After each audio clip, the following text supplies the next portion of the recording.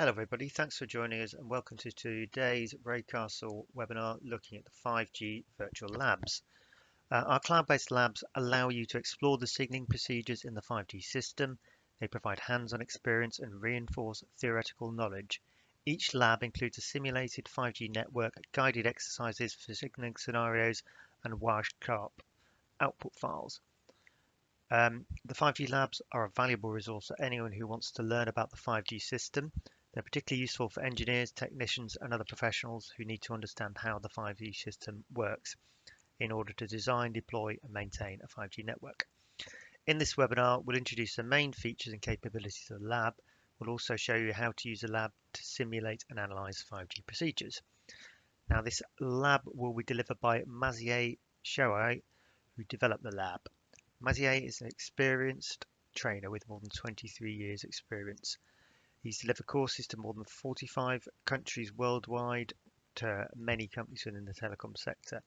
He's a core network specialist from 2G to 5G network and has experience in developing courses within this sector.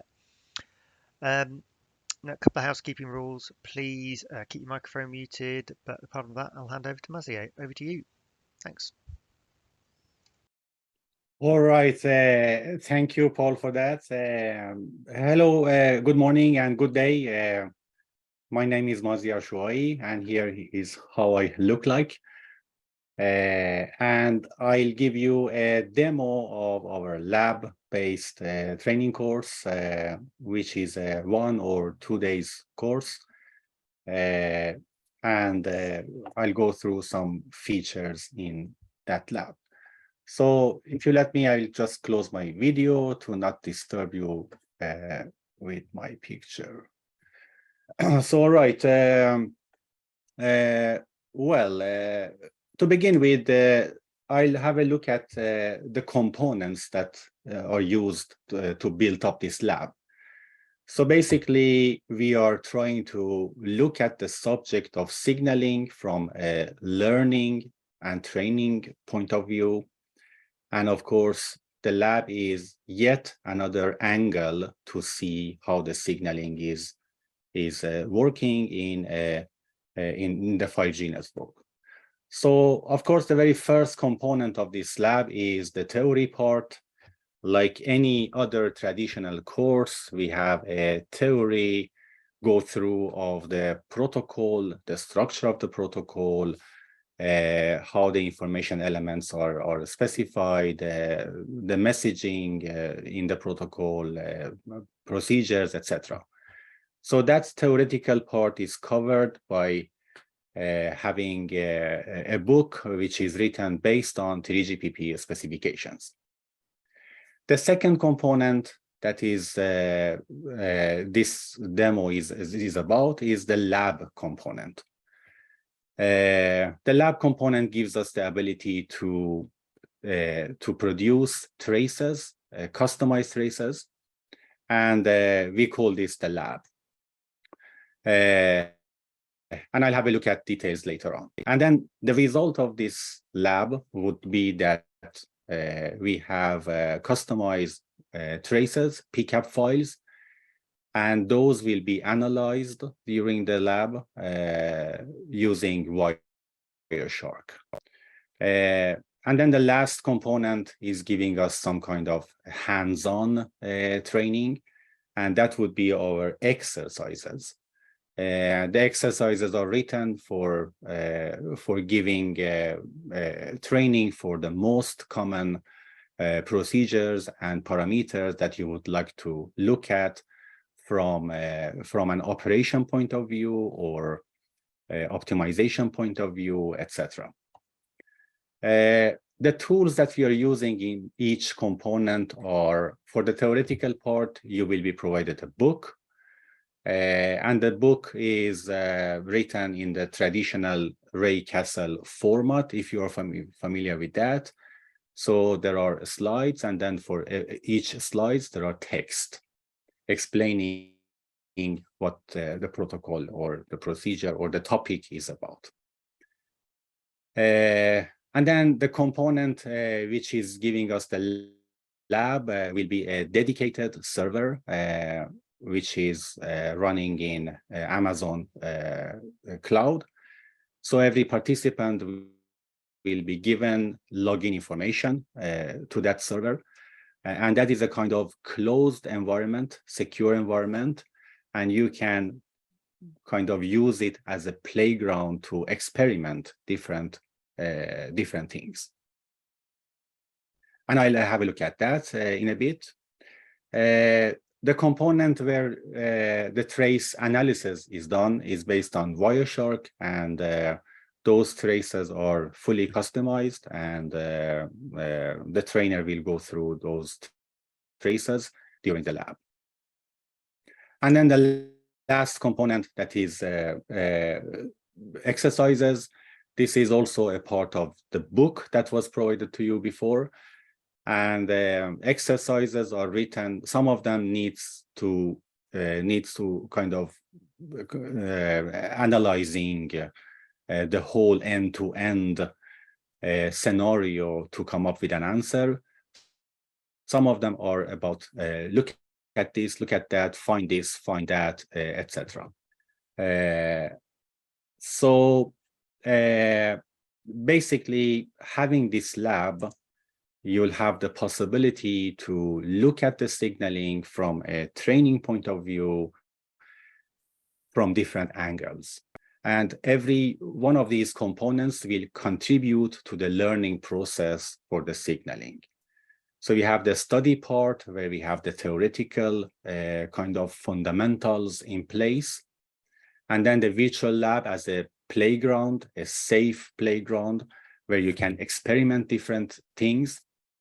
And then by having the component of analyzing, it gives you the skills and also the insight of the signaling in the 5G network.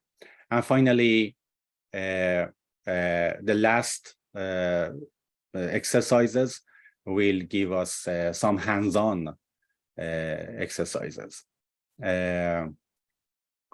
Okay.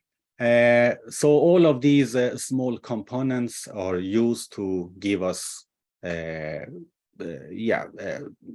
contribute to our learning process.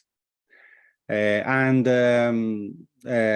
course, like any traditional course, we have this theoretical part as fundament, but this is giving us kind of one step beyond that to experiment and also look at details. So imagine that I have a network like this. What we have done in the lab is that we have a very simple and basic implementation of 5G system, which is based on open source implementations. And this is what we have. So this lab is primarily about core network. So the signaling in the core network will be managed. And in fact, if I put a line there, everything to the right and the signaling will be covered. And not much about radio. So this is not covered in the lab. So first of all, if I, philosophically speaking, if I look at this 5G network, well, the first thing that we think about is how is this 5G network connected? So basically, we need to connect all of these network functions to get a 5G network up and running. So one part of the lab will be about NF framework. So if I look at the list of the labs that are covered or topics that are covered, the first one is NF service framework. That's about how the signaling is done to make the 5G core network come up and run. So basically, here are NRF services for managing the NFs. So every NF will come up and register itself. And then we have the registration service in the NRF. And then later on, when one NF selects another NF, we have the discovery service for that. So we will produce traces for that and look at the signaling and this framework.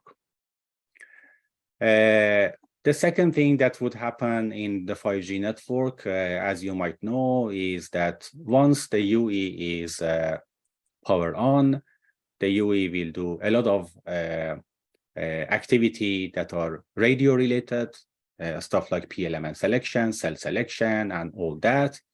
Eventually, the UE will set up a signaling radio bearer, SRB1 namely, and then one N2 connection will be created for the UE, and the UE will be able to do NAS signaling to AMF like this.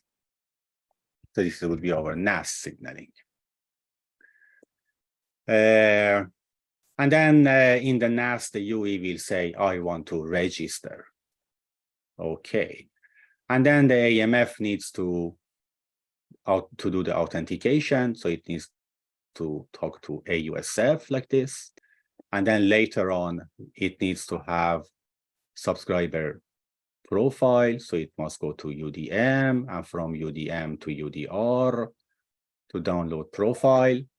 And then a bit later, it needs to have policy. So it must go to pcap.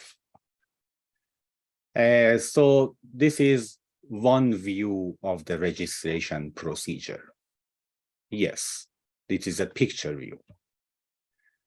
So during the lab, we will go one step further and have a look at the same thing in the protocol view.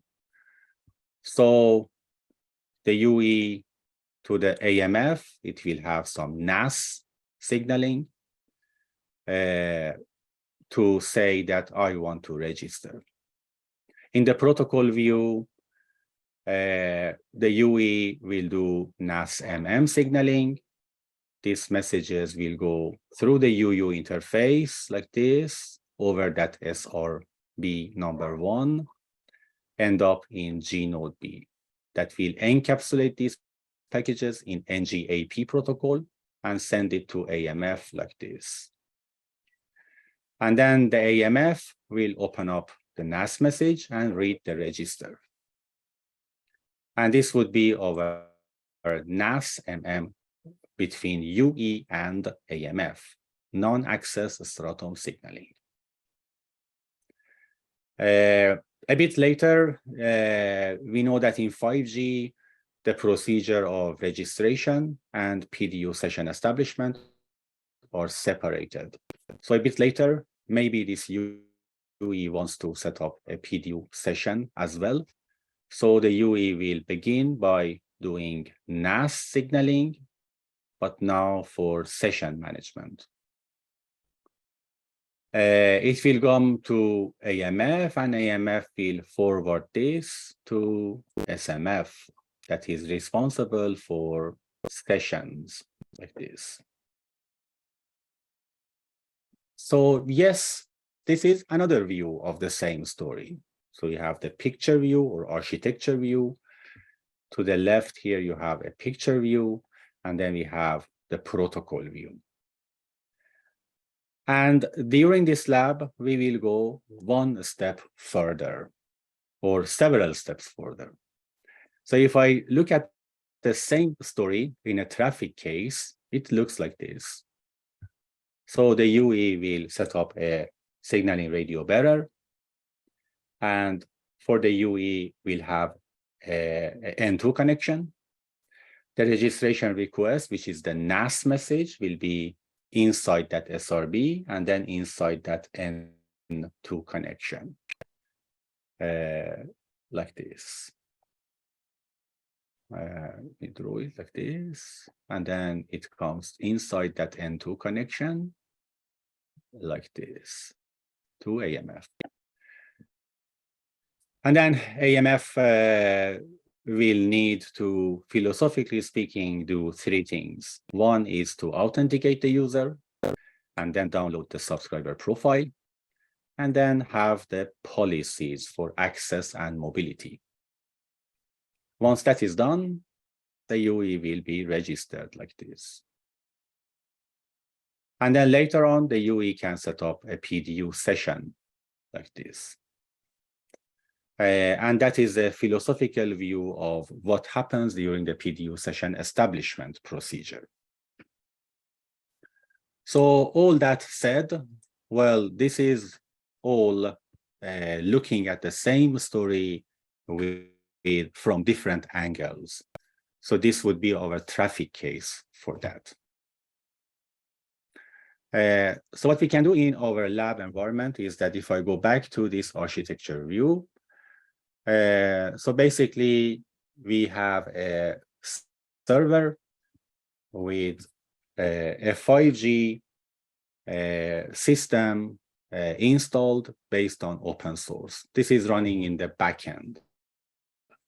The front end is a web interface where you will be provided by login credentials, and you all will have admin privileges in your own server. So this is a dedicated personal server running in the cloud. And once you log into that server, you'll see a topology tab and traces tab. So the topology that is used in the lab is exactly the picture that we saw before. This is a simulator. So imagine I have this scenario. My hands-on exercise is this. Imagine I have a 5G UE. Well, in 5G, the procedure of registration and procedure of PDU session establishment are separated. So we might have devices that only do registration. Or we might have UEs that do both of the procedures. So they have user plane resources. So the exercise would be, for example, how can you ensure that this UE is actually doing both of procedures or only one of them? Well, to answer that question, I go to our lab and I start to simulate a scenario. So in the topology tab, there is a panel where we have several scenarios that can be simulated. These scenarios are all based on 23502, which is the 5G procedures, and they are according to the specifications. And the list is basically all most important procedures in 5G. So really,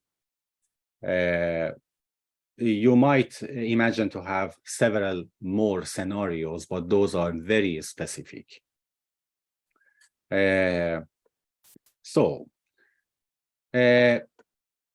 I pick up one of these scenarios, for example, registration, we know that in registration, basically all the NFs are involved and all the protocols are used in one way or another. So I go to my scenario and I simulate a registration scenario. The output file can be chosen. So I choose a name, registration-demo, and our output file will be in that file, a pcap file. So what is happening in the back end is that a UE will be powered on, and it will do all the signaling required to the core network. And then also in the core network, all the NFs will do the signaling required for a registration, the 5G AKA and subscriber profile handling, policy handling, and all that. Once this is simulated, the result will be a pcap file, and it will end up in the tab for traces. And if I go there, you will see that we will have a file called registration demo that we just created. So for demonstration purposes and for simplicity purposes, I have created all the traces that are possible to create. So first of all, we have a simple analyzing tool, which is a kind of homemade, not very exact, but it shows us a sequence diagram of what just happened. And then also this file can be downloaded. So if I download this file, and the downloaded file will be a Wireshark pcap file, and that will be used during the lab for training purposes. So imagine this was my question. I have a UE that has powered on. How can I find that this UE will also have user plane resources? Well, in Wireshark, I can put a filter for NAS signaling. And we see that this is the very first registration request. And in the registration request, we know that from theory, we know that the UE in the registration request will include an information element, which is called registration type.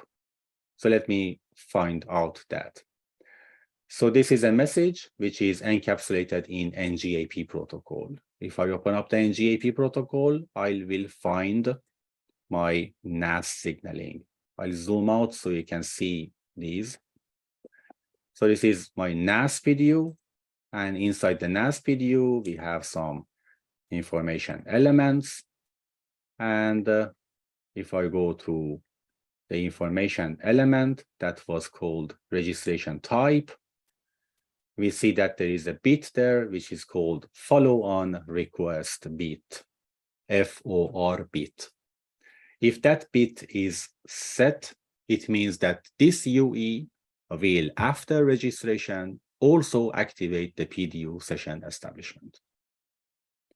So this is yet another angle of looking at the signaling done in 5G system. And of course, during the lab, we will go through many different scenarios and many different exercises.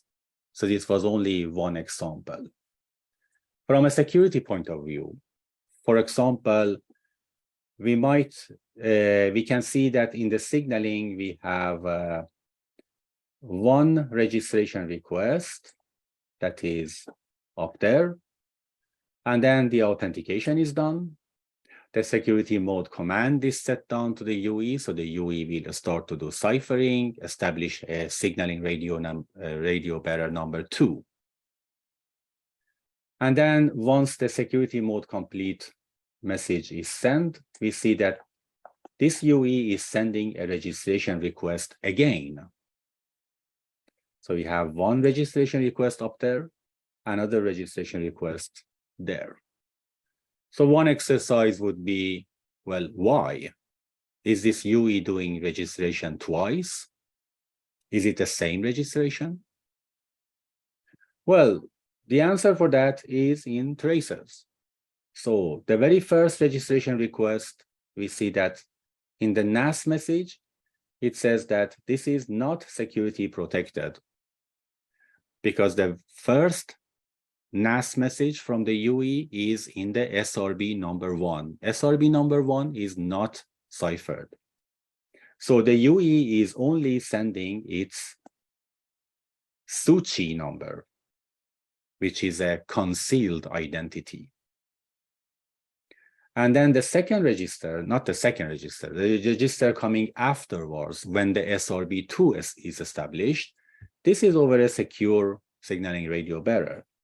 So we see that in the NAS, we have, again, if I open up the NAS PDU and have a look at the details, we see that this is also carrying the IMEI software version. So basically, the UE says register, it only says it's Suchi. And then a bit later, when it has a secure signaling radio barrel, it will give other informations or additional informations.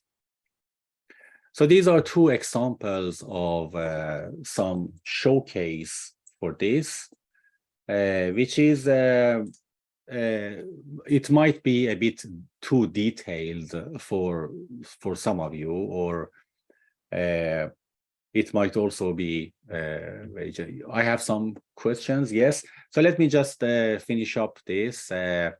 So using this tool, you can create simulated scenarios. And then during the lab, using this book, we will analyze this together. We will do exercises together.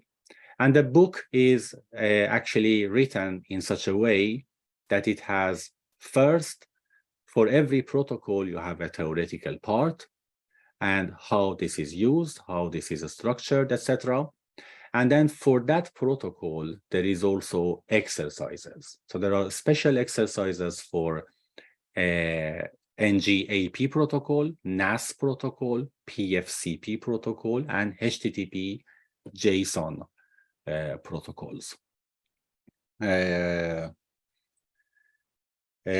Yes, so we believe this is a great additional tool in the learning process. And it's important to notice that this tool is not used for operational or provisional reasons. This is only for training purposes. And of course, with the knowledge that we gain from the signaling, of course, we can use that knowledge in our day-to-day work, whether it is operation or optimization or troubleshooting, etc. Okay, so this is a dedicated server that only the participant has access to. So really, those traces that you create there, you can create as many traces as you want, and those are for that single participant in that lab. And that was one of the questions in the chat from Sulis. I hope that was your question.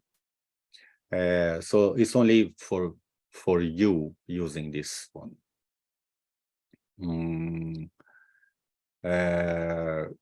Okay.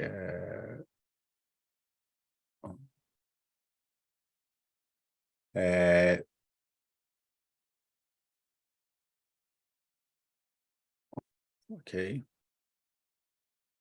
Yes, and also once you participate in the course, you will be provided by a username and a password to a dedicated server which is running in Amazon, especially for you. And then our sales team, of course, will agree with you how long that server will be up and running for you, a couple of days or a couple of weeks or a couple of years. It depends on. Note that those servers are chargeable, so we pay for the servers to be up and running. So that is an agreement between you and Ray Castle to agree about that. I have no idea about prices and the business agreements. I am only a trainer. So all of those questions I forwarded to Paul or our sales executives. Yeah.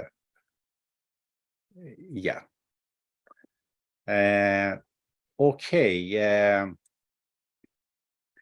Now, from a marketing point of view, I would also like to show some more slides. So our labs are fully integrated with our learning programs. So a very good way to take these labs is, for example, to take the 5G standalone infrastructure operation and security. That's a traditional theoretical course from Ray Castle, a 3-day course, and then follow that course with one or several of these labs.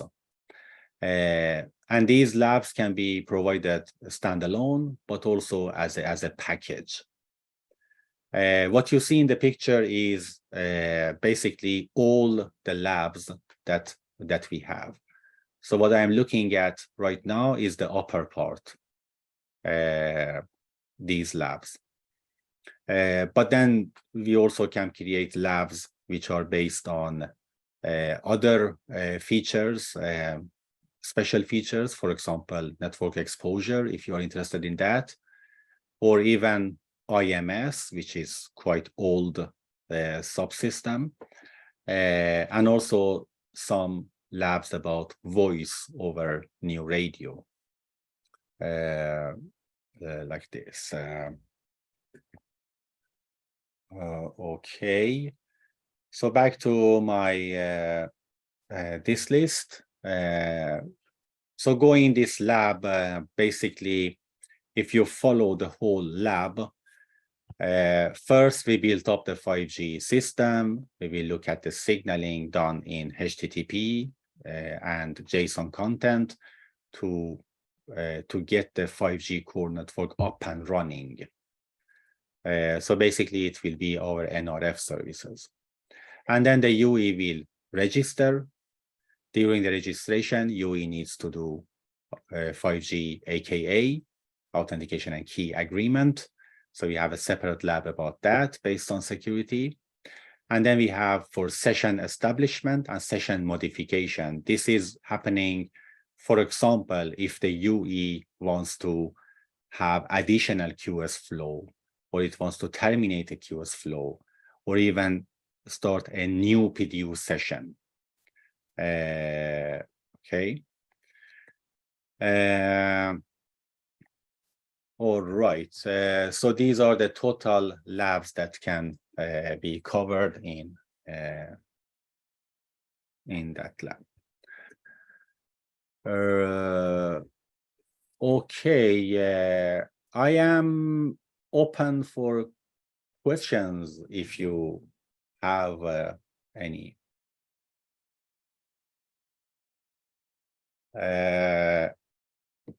Okay. Someone asked, yeah, you can post your questions in the chat and I will answer them. And I guess everyone can see the chat. Do you have a 4G lab also? Yes, we have a 4G lab, which is based on release 8 LTE, and that also can be used for voice over LTE scenarios. So it is a 4G network with IMS, and then a voice over LTE call will be simulated and analyzed during the lab. And voice over NR is also available. That was some previous question. Yes, and that would be a 5G network with IMS, and then we simulate voice over NR. But for those special labs, you need to send a request, and then we will basically create that lab for you.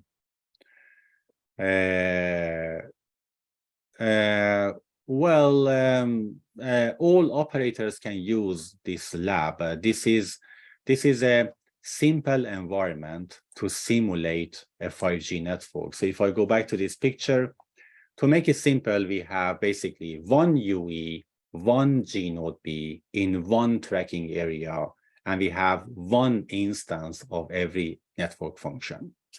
And then the UE is doing signaling in that network. That would be a registration, PDU session establishment, but also handover scenarios, N2 handover and also XN handover. So really, this is giving us a release 15-based 3GPP implementation from theoretical point of view. really, it is not operator specific. It is a generic training for signaling.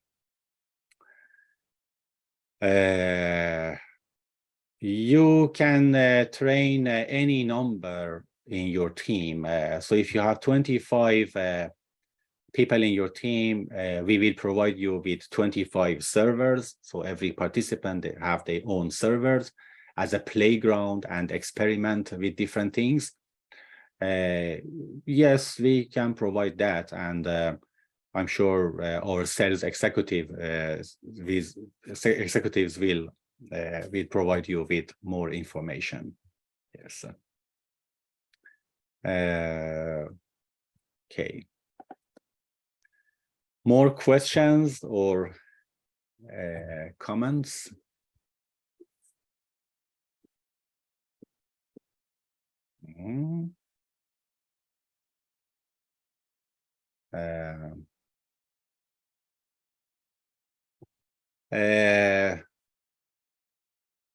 Yeah.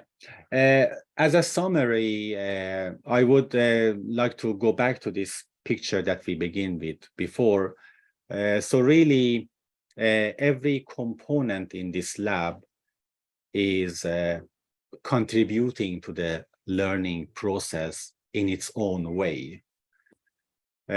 So for sure, theoretical part is giving us a fundament of the protocol, kind of how the protocol is behaving, how the structure of the protocol is, what are the messages, what are the information elements, versions of the protocols, and all that.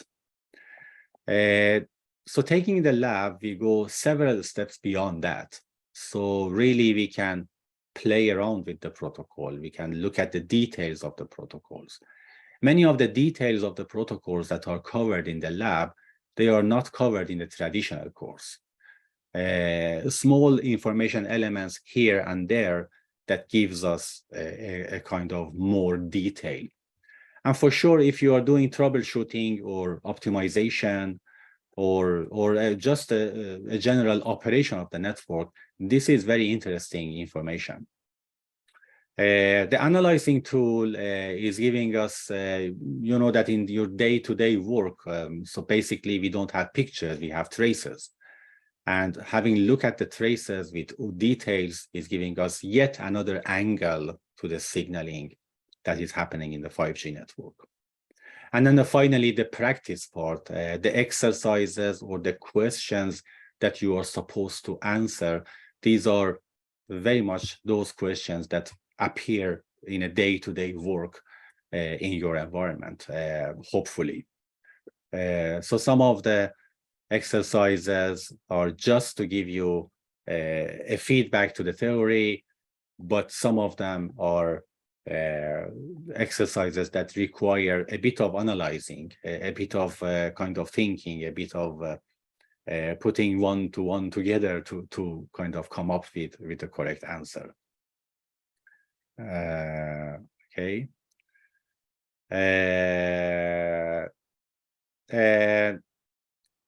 I'm afraid we cannot give access to demo servers as this is a paid service from Raycastle. Okay.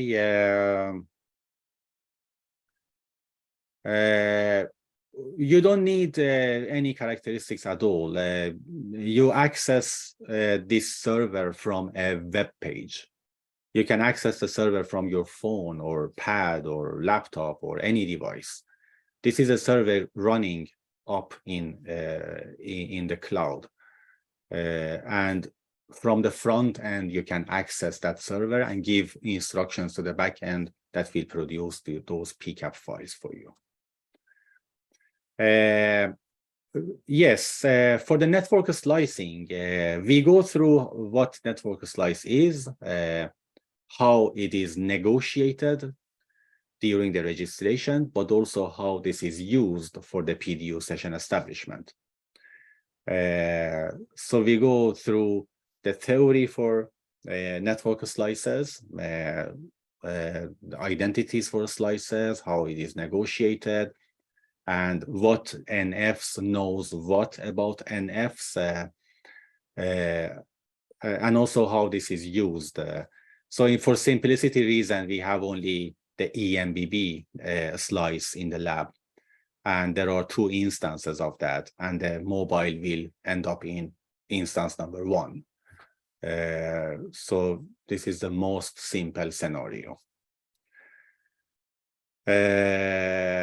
Okay, pcap files cannot be shared, but there are tons of pcap files out in internet that you can download for free. Next question was how long a participant will have access to the server. This is depending on the deal you have basically with Raycastle and your company. It could be a couple of days or it could be a couple of years. But really, you don't have access to the server for a very long time. Really, you need to go there and then just have a kind of impression, look at the details, but then you can create a number of traces, and those traces you can download it and have it for your future use. So really, you don't need to go to the server and create a pcap file for every exercise. You can just have one pcap file and then use the analyzing. Yes, the normal certification packages are used for this course as well. And the details can be given to you from our sales executives. Okay, in case we have our local indoor millimeter wave base station at our lab, would it be possible to connect directly with Raycastle Core Network Lab? To that question, yes, there are possibilities to use this open source core software with physical G node Bs or X node Bs, any kind of node B. But you need to send a request and we can discuss that off the record. Yeah.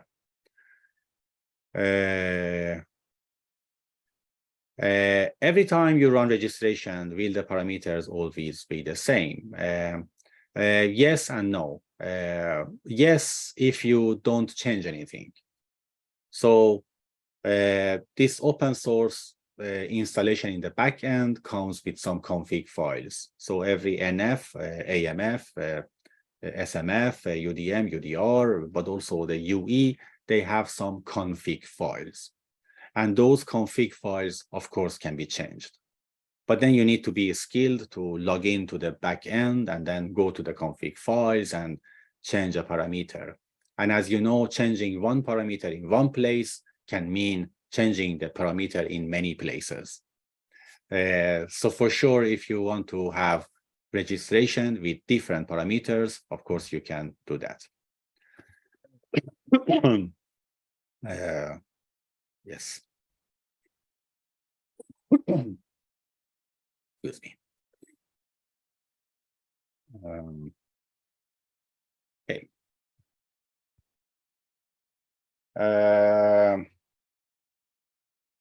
Yes, so basic configurations for each 5G core node that is used for this installation is provided to you for sure, and you can have a look at them.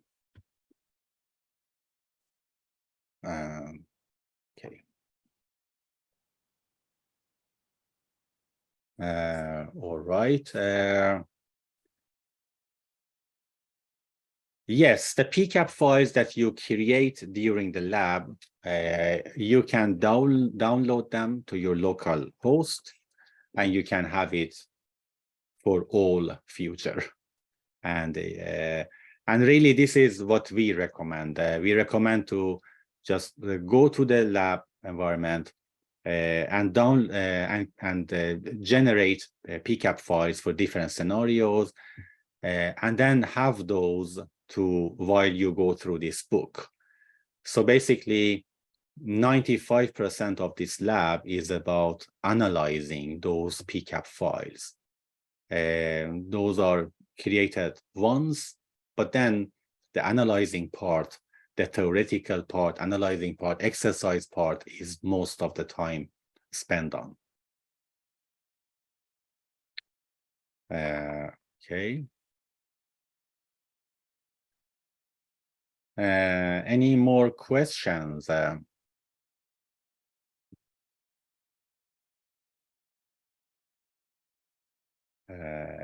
Yes.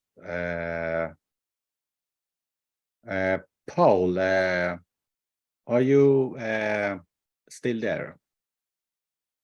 Yes, I'm still here. Yeah. Yeah. Okay. Thanks for that, Mazier. Very interesting, and thank you everyone for all your questions. Yes, so we are running the labs workshop course in September and November, so you can find details of that in our website if you're interested in attending that.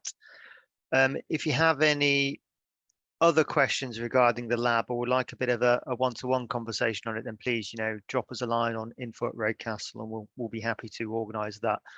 Yeah, if you're looking to take, I think there's one question about training 25 people on the course from your company. So in that scenario, we'd probably arrange to run the course just for people in your organization. So again, if you want more information on that, then drop us a line at the email address there. But thank you, Mazier, for your time, and thank you everyone else for coming and asking such great questions. Mm-hmm. Yeah. Oh, thank you very much. I'm available for questions now. If some of you might leave, but I am available as long as you have questions, and I will answer them by using the chat. Yeah, I think one more question's just popped up on there about specs and things. So yes, yeah. So this is compliant with 3GPP specification based on release 15, and all the traces that are created are following the specification. It is based on 23502, and also the specs for every NF. So for example, AMF and SMF and NRF and all those are following the spec for them coming in 29 series. The recording of this webinar, I guess, will be available. Yes. Correct. And there are some references in the course book as well for traces.